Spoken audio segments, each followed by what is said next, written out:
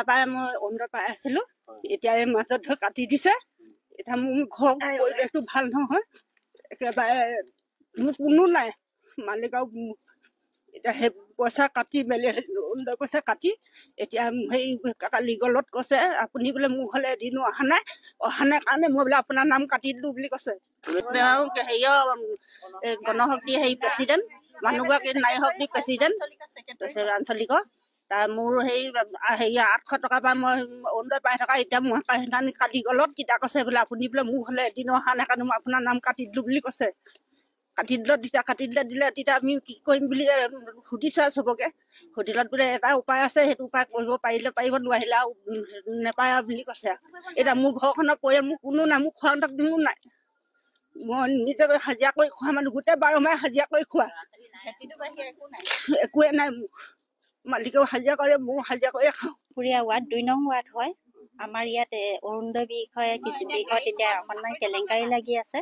এতিয়া এনেকুৱা ধৰণৰ হৈছে যিবিলাকে যোগ্য পাব লাগে তেখেতলোকে সেইটো দিশৰ পৰা বঞ্চিত হৈ গৈছে। বঞ্চিত হোৱাৰ কাৰণত আজি নিজৰ ব্যক্তিগত আমাৰে বিজেপি বা কংগ্ৰেছ বুলি কোনো কথা নাই। ৰাইজে তুলিছো যেতিয়া কমিটিখনত আমি মানুহ, সেইকেইজন আমাৰে মানুহ হয়।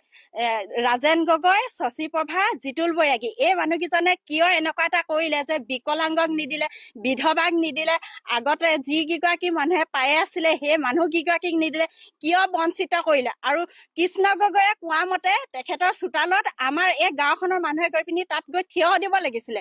থিয় নিদিয়াৰ কাৰণত তেখেতে হেনো অৰুণোদয়ৰ পৰা আমি বোলে বঞ্চিত হৈছে, যে থিয় হৈছে তাক দিছো বুলি কৈছে। গতিকে মই দয়ালু মহোদয়ক সুধিছো, মুখ্যমন্ত্ৰী মহোদয়ক মই সুধিছো, যদি সেইটোৱে হয়, তেওঁৰ চোতালতে যদি থিয় দিবলগীয়া হয়, তেনেহলে গাঁও সভা পাতে কিয়? 1 নম্বৰ উত্তৰ সেইটো দিব লাগিব।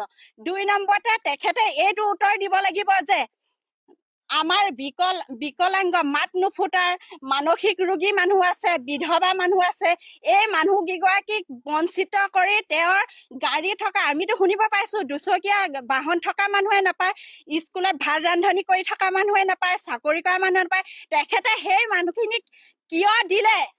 প্ৰকৃত আমাক উচিত ন্যায় লাগিবই। এইটোৱে হয় তেনেহলে তেখেতলোকে জানি থক যে অহা পঞ্চায়ত ইলেকশ্যনত আমি তেখেতলোকক বৰ্জন কৰিছো। কালি ভয় ভাবুকি দেখাই কৈছে ক'ত কেছ দিয় দেগে, থানাত দিয়গে, তহঁতি বিঅ ওচৰলৈ যাও, বিডিঅ ওচৰলৈ যাও, বিধায়কৰ ওচৰলৈ যাও, ক'ত ওজৰ আপত্তি দিয় দেগে যা, মোক একো কৰিব নোৱাৰে। অৰুণোদয়টো পাইছিলো 2 বছৰমান, এতিয়া অৰুণোদয়টো কাটি দিছে, কিহৰ পৰা কাটিছে আমি নাজানো। পেঞ্চন পায়নে নাপায়?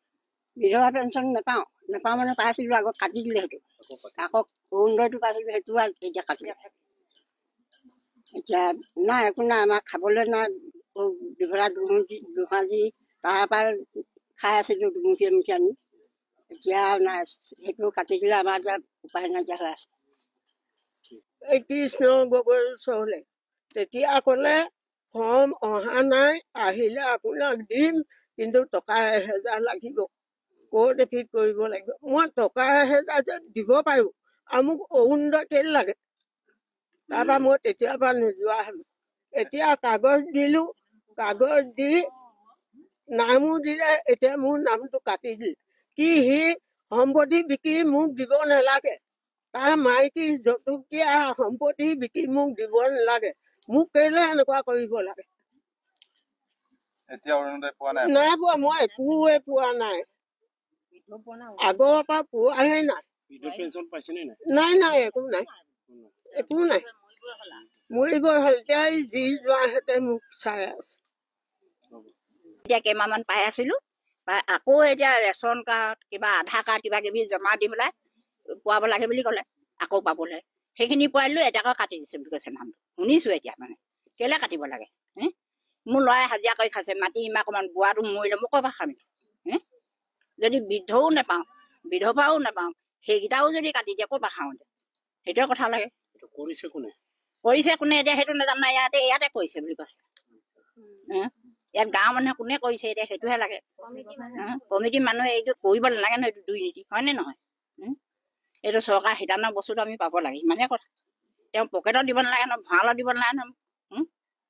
বোলে হেৰি কি কৈছে আৰু এটা কৈছে হেনো কোনোবা এজনে কৈছে বোলে তেখেতসকলে বোলে কংগ্ৰেছতহে ভোট দিয়ে কংগ্ৰেছত দিওঁ য'তে দিওঁ চৰকাৰে পাইছেতো এইটো ইমান চাই থাকে নেকি ক'ত ভোট দিওঁ গণশক্তি নিদিয়ে বোলে বিজেপিত নিদিয়ে ইমান চাই আছে নেকি ভোট ক'ত দিছোঁ সেইখিনি কথা ক'ব লাগে জানো গাঁৱৰ মানুহে সেইটো শুনিছোঁ মানে ইমানে কথা মোৰ এতিয়া অৰুণোদয়ো নাপাওঁৱেই অৰুণোদয় তেতিয়া দিম বুলি কৈছে কাৰণে মই ল'ৰালৈকে কাগজ পত্ৰ জেৰেক্স কৰি আনি দিলোঁহি এতিয়া মোৰ নামেই নাই অহা আজি 3 বছৰ দিন হ'ল মানুহজন পৰি থকা কৰিবলৈ মেলিবলৈ মানুহ নাই মই তেনেকেই য'ত ত'ত যোৱা মাৰি ডাক্তৰ হ'লে নি আছোঁ মাহে মাহে পাইপ ভৰ্তি কৰিবলৈ নি থাকিব লাগে এতিয়া অৰুণোদয় নাই দিয়া আজিলৈকে অৰুণোদয় একো নাই পোৱা 2বাৰ 3বাৰ অৰুণোদয় কাগজ দিলোঁ কৃষ্ণ কি লিখে কৃষ্ণ গগৈ বুলি 2বাৰমান দিছোঁ তাৰপৰা নাই পোৱা যে এতিয়া এইবাৰো ক'লে বোলে হেৰি ঘৰলৈ কৃষ্ণ গগৈ নিজে গৈ ফৰ্মখিনি বোলে তুমি দিয়া মই কিবা এটা উপায় কৰি দিম তাৰপাছত মই ফৰ্মখিনি আনি জেৰেক্স কৰি পিনি দিলোঁহি এতিয়া ফৰ্ম ক'ত পেলাই দিলে ঠিক নাই এতিয়া সেইবিলাক কাগজ পত্ৰ একোৱেই নকৰিলে